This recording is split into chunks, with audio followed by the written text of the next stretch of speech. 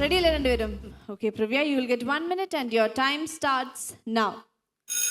നമസ്കാരം. മനുഷ്യനുമായുള്ള സഹവാസത്തിലൂടെ വന്യത നഷ്ടപ്പെട്ട നായയ്ക്കും നാട്ടാനയ്ക്കും ഇനി കാട്ടിലേക്കൊരു മടങ്ങിപ്പോക്കില്ല. നവീന ശിലായുഗത്തിൽ നിന്ന് നൂറ്റാണ്ടുകളുടെ പരിണാമത്തിലൂടെ കൃഷിയിലൂടെ നാഗരികതയെ പുൽകിയ മനുഷ്യനും തൻ്റെ ഉള്ളിലെ വന്യത നഷ്ടപ്പെട്ടു കഴിഞ്ഞു. ഇനി വനത്തിലേക്കൊരു തിരിച്ചുപോക്കോ അവിടെ ഒരു അവകാശ സ്ഥാപനമോ മനുഷ്യന് സാധ്യമല്ല എന്നുള്ളതാണ് യാഥാർത്ഥ്യം. അതേസമയം കാടിനുമേൽ മൃഗങ്ങൾക്ക് കൃത്യമായ അവകാശങ്ങളുണ്ടെന്നും ജൈവ വൈവിധ്യനാശം, കാലാവസ്ഥാ വ്യതിയാനം പോലുള്ള പ്രശ്നങ്ങളെ രാഷ്ട്രങ്ങൾ അഭിസംബോധന ചെയ്യേണ്ടത് കാടുകൾ, മൃഗങ്ങൾ പോലുള്ള മനുഷ്യേതര സ്ഥാപനങ്ങൾക്ക് നിയമങ്ങളും അവകാശങ്ങളും ഉറപ്പുവരുത്തിക്കൊണ്ടാകണമെന്നും law in the emerging bio age എന്ന പഠനം വ്യക്തമാക്കുന്നുണ്ട്. 1960-കളിലെ ഡോഡോ പക്ഷി മുതൽ 1989 ഗോൾഡൻ ടോഡ് വരെ എത്തി നിൽക്കുന്ന മനുഷ്യന്റെ അധിനിവേശം മൂലം ഇല്ലാതായ ജീവികളുടെ ഉദാഹരണങ്ങളാകുമ്പോൾ ബൊളീവിയയും ഇക്വഡോറുമെല്ലാം തങ്ങളുടെ രാജ്യങ്ങൾക്കുള്ളിലെ കാടുകളിൽ മനുഷ്യർക്ക് പൂർണ്ണമായും പ്രവേശനം നിഷേധിച്ചുകൊണ്ട് വനങ്ങൾക്ക് സംരക്ഷണാവകാശ നിയമങ്ങൾ ഉറപ്പുവരുത്തുന്നുണ്ട്. ഈ നിലയ്ക്ക് കാടുകൾക്ക് മുകളിൽ മനുഷ്യനേക്കാൾ അവകാശം മൃഗങ്ങൾക്കാണ് എന്നതാണ് യാഥാർത്ഥ്യം. Right. Now we move to Anand. Anand, you get 1 minute and your time starts now. Oxford ഡിക്ഷണറിയുടെ നിർദ്ദേശപ്രകാരം നിർവചന പ്രകാരം എന്തെങ്കിലും ഉള്ളതിനോ നേടിയെടുക്കുന്നതിനോ ഒരു പ്രത്യേക രീതിയിൽ പ്രവർത്തിക്കുന്നതിനുള്ള ഭാഗത്തെയാണ് അവകാശം എന്ന് നിർവചിക്കുന്നത്. എനിക്ക് എൻ്റെ വീട്ടിൽ അവകാശമുണ്ട് എന്ന് പറയുന്നത് മറ്റൊരാൾക്ക് എൻ്റെ വീട്ടിൽ അതിക്രമിച്ച് കയറാനുള്ള അവകാശം ഇല്ല എന്നുള്ളതാണ്. അപ്പോൾ കാടിൽ മൃഗങ്ങൾക്ക് മനുഷ്യനേക്കാൾ കൂടുതൽ അവകാശമുണ്ട് എന്ന് പറയുന്നത് മനുഷ്യർക്ക് കാടിൽ കയറാനുള്ള ഒരു അവകാശത്തെ നിഷേധിക്കുന്ന തരത്തിലേക്ക് ആ വാദം മാറാനുള്ള സാധ്യതയുണ്ട്. കാട്ടിൽ ജീവിതം ആരംഭിച്ച അല്ലെങ്കിൽ കാട്ടിൽ ആരംഭിച്ച ഹോമോ സാപ്പിയൻസ് എന്ന മനുഷ്യന് കാട്ടിൽ കയറാനുള്ള അവകാശം ഇല്ല എന്ന് പറയുന്നത് തീർത്തും ഒരു വിരോധാഭാസം തന്നെയാണ്. സുസ്ഥിരമായി കാടിന്റെ വികസനത്തെ നിയന്ത്രിച്ചുകൊണ്ട് കാടിന്റെ പരമാവധി വിഭവങ്ങളെ ഉപയോഗിക്കാൻ മനുഷ്യന് മാത്രമാണ് സാധിക്കുക. 2006 ഫോറസ്റ്റ് റൈറ്റ്സ് ആക്ട് പ്രകാരം ഇന്ത്യയിൽ കാട്ടിലെ മനുഷ്യർക്ക് കാട്ടിലുള്ള എല്ലാ വിഭവങ്ങളെയും ഉപയോഗിക്കാനും കാട്ടിൽ കൃഷി ചെയ്യാനുമുള്ള പൂർണ്ണമായ അവകാശം നൽകുന്നത് വനത്തിൽ മനുഷ്യർക്ക് കൂടിയുള്ള അവകാശത്തെ കൂടുതൽ ഉത്തേജിപ്പിക്കുന്ന ഒന്ന് തന്നെയാണ്.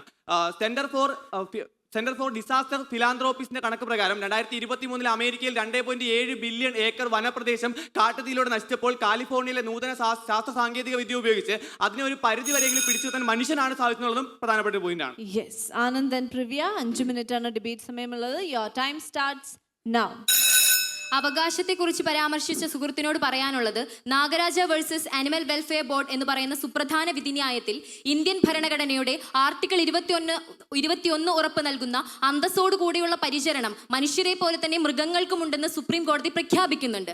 ആ നിലയ്ക്കുള്ള അവകാശത്തിനു മേലുള്ള നിയമത്തിനു മേലുള്ള ലംഘനമാണ് വനത്തിലേക്കുള്ള മനുഷ്യന്റെ ഓരോ കടന്നുകയറ്റങ്ങളും എന്ന് തിരിച്ചറിയേണ്ടതുണ്ട്. Anand? സുപ്രീം കോടതി പറഞ്ഞു വയ്ക്കുന്നത് ജീവിക്കാനും വ്യക്തി സ്വാതന്ത്ര്യത്തിനുള്ള ആർട്ടിക്കിൾ 21 മാത്രമാണ് മനുഷ്യനുള്ളതെന്നാണ്. എന്നാൽ ആർട്ടിക്കിൾ 14 മുതൽ 32 വരെ മറ്റൊട്ടനേകം അവകാശങ്ങൾ മൃഗങ്ങളെക്കാൾ ഒരു മനുഷ്യർക്കുണ്ട് എന്നുള്ളത് മനസ്സിലാക്കുക. അതുപോലെ തന്നെ ഡാർവിന്റെ പരിണാമ സിദ്ധാന്തത്തിൽ പറയുന്നത് ഭൂമിയുടെ അവകാശത്തിന് ഓരോ ജീവജാലങ്ങൾക്കും അവകാശം ലഭിക്കുന്നത് അതിജീവനത്തിന്റെ കഴിവുള്ളത് കൊണ്ടാണ്. അതുകൊണ്ട് മനുഷ്യർ തന്നെയാണ് കൂടുതൽ അതിജീവനത്തിന്റെ കഴിവുള്ളതും മനുഷ്യർ തന്നെയാണ് കൂടുതൽ അവകാശം. Yes, Privya.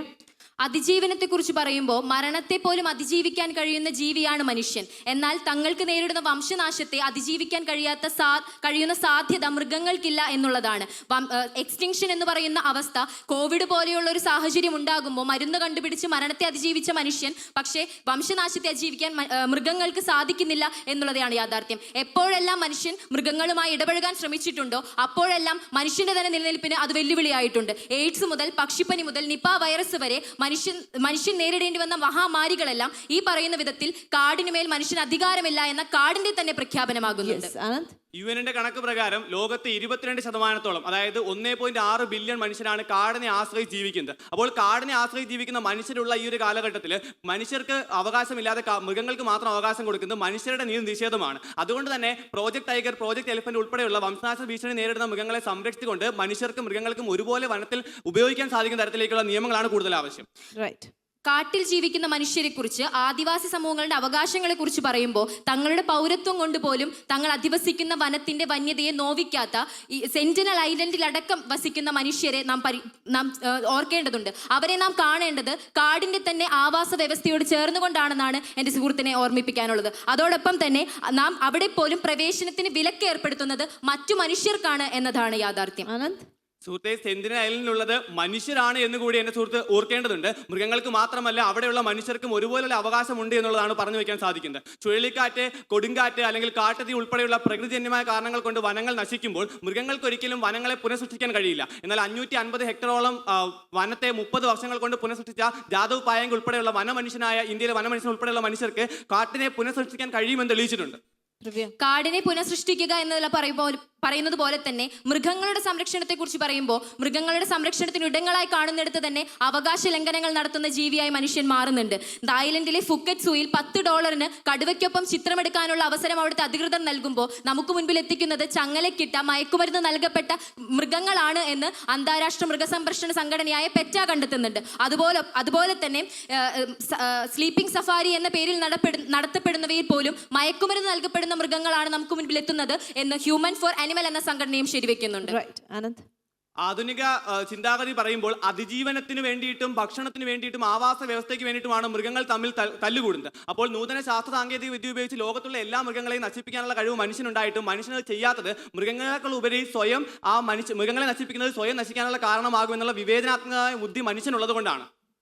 മനുഷ്യൻ കാടിനുള്ളിൽ പ്രവേശിക്കുവാനുള്ള അനുമതികളായി കള്ളിംഗ് പോലെയുള്ള രീതികളെ കാണുമ്പോൾ അശാസ്ത്രീയമായ കള്ളിംഗ് രീതികളിലൂടെ ഓസ്ട്രേലിയയിൽ വെള്ളത്തിമിംഗലങ്ങൾ വംശനാശത്തോളം എത്തിയെന്ന് ശാസ്ത്രജ്ഞനായ കോർവിൻ ക്രൂസോ കണ്ടെത്തുന്നുണ്ട്. അതോടൊപ്പം തന്നെ നാഷണൽ ജോഗ്രഫിക്കിന്റെ പഠനപ്രകാരം ട്രെക്കിങ്ങിനായി വനത്തിനുള്ളിൽ എത്തുന്ന മനുഷ്യന്റെ ഷൂസിനടിയിലെ മണ്ണിൽ നിന്ന് പോലും പരാതസസ്യ വിത്തുകൾ കാടിനുള്ളിലെത്തുകയും അവിടുത്തെ ആവാസ വ്യവസ്ഥയെ വെല്ലുവിളിക്കുന്ന രീതിയിൽ വളർച്ച സംഭവിക്കുകയും ചെയ്യുന്നുണ്ടെന്ന് ശരിവെക്കുന്നുണ്ട്.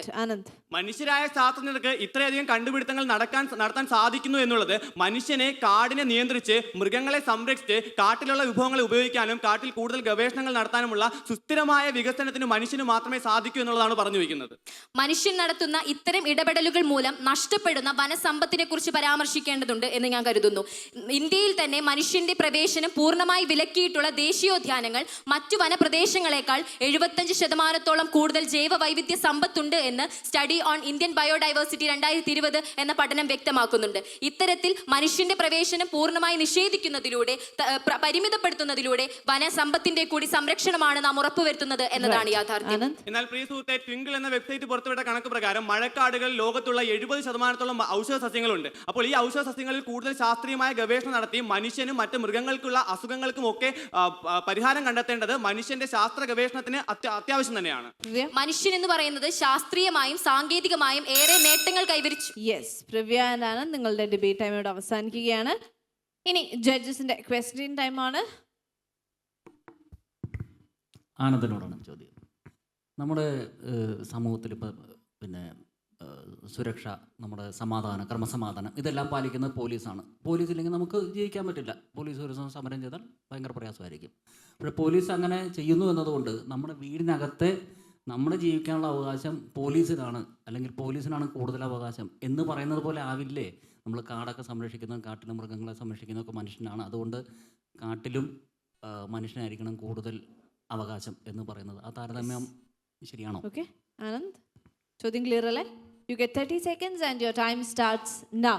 ഒരിക്കലുമില്ല സാർ. ഒരു സിംഹം ജീവിക്കുന്ന ഗുഹയ്ക്കുള്ളിലല്ല മനുഷ്യൻ കടന്നു കയറുന്നത്. ഒരു സിംഹത്തിന്റെ അല്ലെങ്കിൽ മറ്റു മൃഗങ്ങളുടെ എല്ലാവരുടെയും പൊതുവായ ആവാസ വ്യവസ്ഥയെ, മനുഷ്യൻ ഉൾപ്പെടെയുള്ള എല്ലാ ജീവജാലങ്ങളുടെയും ആവാസ വ്യവസ്ഥയെ കാട്ടിലെ നിയന്ത്രണവും കാട്ടിലെ വിഭവങ്ങൾ മൃഗങ്ങളെ പോലെ തന്നെ മനുഷ്യർക്കും ഉപയോഗിക്കാനാണ് മനുഷ്യർ ഇത്തരത്തിലുള്ള നിയന്ത്രണങ്ങൾ ഏർപ്പെടുന്നത്. അല്ലാതെ മൃഗങ്ങൾക്ക് മാത്രമായി കാടിനെ നിർമ്മിച്ചു നൽകാൻ ഭൂമി എല്ലാവരുടെയും സ്വന്തമാണ്. മനുഷ്യർക്കും മൃഗങ്ങൾക്കും തുല്യമായ അവകാശമാണ് കാടിലും നാടിനും എല്ലായിടത്തും ഉള്ളത്. അപ്പോൾ കാട്ടിൽ മൃഗങ്ങളുണ്ടെങ്കിൽ കാട്ടിന്റെ ആവാസ വ്യവസ്ഥയിൽ, മൃഗങ്ങളുടെ ആവാസ വ്യവസ്ഥയിൽ മൃഗങ്ങൾക്ക് അവകാശങ്ങളുണ്ട്. അതുപോലെ തന്നെ മനുഷ്യനും കാട്ടിലെ വിഭവങ്ങൾ ഉപയോഗിക്കാൻ സാധിക്കും. കാരണം കാട്ടിൽ താമസിക്കുന്ന ഒട്ടനവധി മനുഷ്യരുണ്ട്.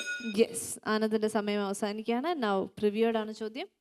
പ്രിവ്യ, മുന്നേ കണ്ട പോലെ അല്ലാതെ ഇപ്പോൾ കൂടുതൽ അറ്റാക്സ് നടക്കുന്നു വയനാട് മറ്റ് പ്രദേശങ്ങളിൽ. അത് പുലിയാണെങ്കിലും ആനയുടെ വരവാണെങ്കിലും എന്തുകൊണ്ടായിരിക്കും? അതിൻ്റെ പ്രത്യേക കാരണം?